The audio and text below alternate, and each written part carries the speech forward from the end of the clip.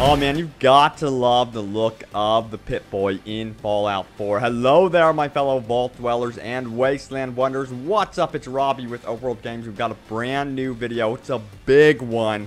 We've got tons and tons of updates. We're going to be going over the leveling system in Fallout 4. Of course, I'm going to include all of the original videos from Bethesda in their full glory in the description below if you just want to watch those without me talking. Then we're going to go into more details about endurance. This is going to be one of your special stats that you can really invest in. Looks like you're definitely going to want to do that. And then the composer of Fallout 4 plays the Fallout 4 theme in all of its glory for us. So guys, let's dive straight into the juicy Fallout 4 details. Let's do this. Ready to fuck some shit up?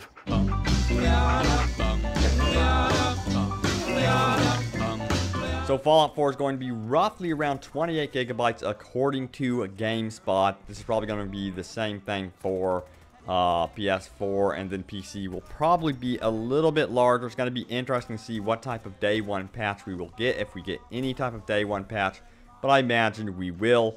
So it doesn't sound like Fallout 4 is going to be that big. Now, Pete Hines did comment on GameSpot's article, and he said that he has not confirmed the file size for Fallout 4 on any platform, so that could change. We will wait and see, but I would expect it to be roughly that size because Skyrim wasn't actually that large either. So let us take a better look at the character leveling system for Fallout 4. We've got better criticals. Of course, you guys know in the world of RPGs how important criticals are. This is going to be advanced training for enhanced combat effectiveness. At rank 1, we can do 50% extra damage, and of course, there's going to be later ranks as well. Big leagues is swing for the fences, do 20% more melee weapon damage. There's a bunch of ranks in this one, up to 5. I always thought it would be cool to be able to have a mini game at Fenway Park, you know, Diamond City in the world of Fallout 4, dedicated to the home run derby, and as you upgrade big leagues, it would upgrade your ability to play that mini game. I would love that. I think that would be so cool, simply because Boston is known for its baseball. Then we've got Commando. Rigorous combat training means automatic weapons do 20% more damage. Tons of ranks here, 5 ranks total. I'm a huge fan. You guys have no idea of automatic weapons. I suck at single shot weapons, so this is something I'm going to be heavily invested in the game. Gun nut is going to be extremely important for modding your weapons. We've got 4 ranks, so expect to be upgrading this if you want to spend time crafting and modding your weapons. Of course, like Todd Howard and Pete Hines have said before, modding, crafting, that sort of thing is completely optional. You really don't have to get too invested into it. You don't have to be too overwhelmed, that is. Rifleman is going to be for you guys that want to keep away from the enemy and keep your distances. And I imagine Rifleman will be great for that mode. And you can expect to upgrade this significantly throughout 5 ranks. Rank 1 will allow you to do 20% additional damage. And the science skill, of course, is going to be extremely important. Take full advantage of advanced technology with access to base level and rank 1 high-tech mods. Ooh, so this also applies to modding weapons in the game. 4 ranks total. Don't forget about toughness, because you're going to have to survive the Wasteland against every assortment of enemy within the game. This is going to increase your damage resistance within the game world. This is something that I am also going to be investing in. It's something that I invested in Fallout 3, and it helped me out a ton.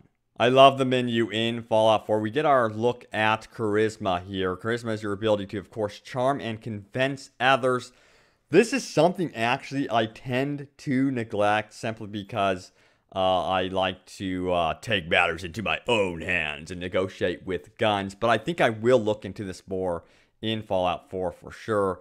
And of course, intelligence training is going to measure your overall mental acuity and affects the number of experience points earned. Now you instantly gain 1 point. And agility is going to be extremely important, especially for those of you that want to use your stealth ability in the game. And of course, VATS, you will definitely want to pour those points into agility. And luck really is for those critical hit chances. So if you want better chance of getting the major damage bonuses in VATS mode, or even just going about and exploring the world and getting into combat, this is something you're going to want to put points into. And endurance is going to be great for those of you that want to get around the world quickly. That is actually me. One thing that I didn't care about Fallout 3 was how long it took just to get around the world. I love the sprint mod in Fallout 3 for PC. I highly recommend it. And you know what strength is. It affects your melee combat skills and how much you can carry. Well, Robbie, don't forget about perception. It's going to be your environmental awareness or your sixth sense, and affects weapon accuracy in VATS. Cool beans. Cap Collector is going to be for those of you that really want to save some money while traveling the world of Boston in Fallout 4. So you're going to want to invest some points here. I myself may just be a thief. So women suffer 5% damage in combat and are easier to persuade in dialogue. And this has 3 ranks. Become the woman charmer. And for those of you that don't want to deal with companions in Fallout 4, well, there's Lone Wonder. When adventuring without a companion, you take 15% less damage and carry weight increases by 50, and you have a total of 3 ranks there. So I think a lot of us are going to become very close with our furry friend, and we're going to invest a lot into Attack Dog. I think I'm going to rank this up all the way, but you can expect your canine companion to hold an enemy, giving you a greater chance to hit them in VATS. And there's a lot more dedicated to animals in the charisma tree. We've got Animal Friend. You can commune with beasts, but to do this, you've got to point your gun at them and basically force the animal to, side with you. They become pacified, and they will apparently help you out within the game world. I'm curious to see how long this effect lasts, and if you have to keep upgrading it to make it last longer. There are 3 ranks total. And finally, we get to see a perk dedicated to settlement building. I know a lot of you are going to be absolutely addicted to this mechanic. Guys, I know I am. I'm going to be so freaking addicted to this, but this is going to allow you to make actual caravans between your workshops within multiple settlements, meaning you will have actual trade routes between your settlements, and it appears you'll be able to upgrade this perk with 2 different ranks. But Robbie, I just want to party my life away. Well, Party Boy says nobody has a good time like you. There's no chance you'll get addicted to alcohol, and this is going to carry 3 ranks. So for those of you that actually find alcohol and want to have its effects persist without any of the disadvantages, you'll definitely want to invest in Party Boy. Now this one is cool. It says inspirational. Because you lead by example, your companion does more damage in combat and cannot hurt you. It's got a total of 3 ranks. Now companions are going to be a big part of Fallout 4. Let me know if you guys are the type of Fallout player that prefers companions, or you are going to be the lone wanderer. But what is interesting about this perk is how it mentions that companions cannot hurt you. In the game, they will remember how you treat them. So I've always been curious if they can actually retaliate against you or get pissed off at you. It seems like that could actually be the case in the world of Fallout 4. So you definitely want to treat your companions right. I'm very curious to see how far they will take this mechanic if one of your companions can completely go against you and try to actually murder you or something like that. I hope that dynamic is actually in the game, because it would be very, very interesting if you go into, a new mission and you, accidentally kill someone the companion knows and you piss them off accidentally. So I'm very curious to see how far they actually take this mechanic in the game. So the Wasteland Whisperer. Master the post-apocalypse with your gun. Aim at any wasteland creature below your level and gain a chance to pacify it. They have to be below your level. That's really important to remember. And this does not apply to regular animal life. This seems to apply to more creatures that are potentially your enemies and that sort of thing. So I would expect that for this. And the other one is dedicated towards actual animal life that I don't think is going to be as threatening. So it looks like they are really trying to have you invest into becoming friends with animals within the charisma tree. So you want to hold up your fellow humans? Well, intimidation is going to be for you. You can actually point a gun at your fellow human being. They must be below your level, though, and by doing this, you gain a chance to pacify them. I think this would be useful for being a thief, robbing people, or any arguments that would potentially turn into a gunfight. You can actually take advantage of this, pull out your weapon first, and maybe handle the situation before it turns into something worse. But there's going to be 3 ranks for this one. But like Todd Howard says in the video, which I'm going to post below, you can actually manipulate them and actually give these people that you actually pacify commands. So Vans is going to be your vault-assisted navigation system, and it is as we expected it to be. This is going to help you explore the world much like Clairvoyance did in Skyrim. So expect you to tap a button or key on your keyboard and seeing some sort of guide to your quest. It doesn't seem like there are going to be multiple ranks for this one. I was always curious about that, but it doesn't seem to be the case. Medic! And I think a lot of us are going to be investing in this one simply because restoring your health in the world of Fallout 4 is going to be very important. You can restore up to 40% of lost health and right away removes 40% of radiation.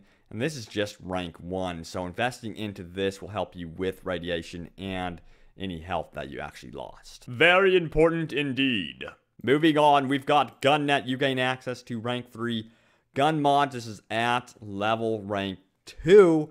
Gun mods are going to be huge in this game, as we got to see from the actual crafting demonstration. I mean, look at this. It's going to be absolutely crazy. So investing in this skill is going to be absolutely imperative. So it looks like intelligence is going to be extremely important for those of you that want to be a medic and a gun expert. Now, sneak again is going to be important for agility. Become Whisper, become Shadow. You are 20% harder to detect while sneaking. There's a total of 5 ranks, so they really have taken some time out to apparently develop the stealth and thief aspect of Fallout 4. So under luck, we've got Bloody Mess. If you want your enemies to explode in giblets like Fallout 3, this was in Fallout 3, you're definitely going to want to invest into Bloody Mess. I think a lot of us want this when we are playing Fallout 4 for sure. I love this menu, by the way. It is so awesome, and apparently there's going to be a poster with your Fallout 4 copy that you could just look at, determine what you want to do for this playthrough, and then map out what you want to do for the next playthrough. But now we're going to take a more detailed and brief look at Endurance, so let's do this. So if you missed it, there was a new trailer from Bethesda showing off Endurance specifically. I'm going to include it in all of its glory down below in the description, so be sure to check it out. But here we go, guys. I love these things. These are absolutely hilarious. So this is going to be important for those of you that don't want to get sick while out in the Wasteland. You're going to want to upgrade your endurance to really survive against things like radiation and, of course, enemies. It's going to be extremely useful for all of that sort of thing, especially the radiation and bullets. So if you don't have a strong stomach in Fallout 4, you're definitely going to want to upgrade this skill. It's going to help you survive as you eat all sorts of things, including the potential of becoming a cannibal. What in the hell is wrong with you people? But if you do want to eat human flesh, yes, you can actually do that in this one. Poor Brahmin. But it also applies to your sprinting ability. As we can see here, you can sprint to get away from enemies and retreat. But I'm definitely going to be investing into Endurance just for the sprinting. I really want to get around the world quickly. So Endurance will also be very important if you are around water a lot. And a lot of the settlements that we saw in the original demonstration were on the water. So I would imagine if you want to actually build on the water, you would definitely want to invest into Endurance big time. And especially if you want to eat human meat. Yummy. And you know, the Fallout 4 theme song is just amazing. You can actually listen to the composer play this song. You can find that video down below in the description. Please do not miss out on this, especially if you love the music in the Fallout games. Seriously, thank you so much for sticking with me here at Open World Games. I cannot wait to finally get my hands on this game and actually have the chance to play it. By the way, I do have a question for you guys. Are you getting it on PS4, Xbox One, or PC? I'm very, very curious, simply because now modding is open to everyone. You know, one of my biggest reasons I wanted to get this on PC was, hey, modding was very important to me, but now, you know, it's all open to the PS4, Xbox One, and PC, so things are changing definitely. So post in the comments below what you make of this. Of course, you've got to remember that there are graphics mods. I think those would be more useful on PC. But as always, thank you for watching, my fellow Vault Dwellers and Wasteland Wonders, and I will see you soon enough in the Wastelands of Boston. See you guys later. Bye!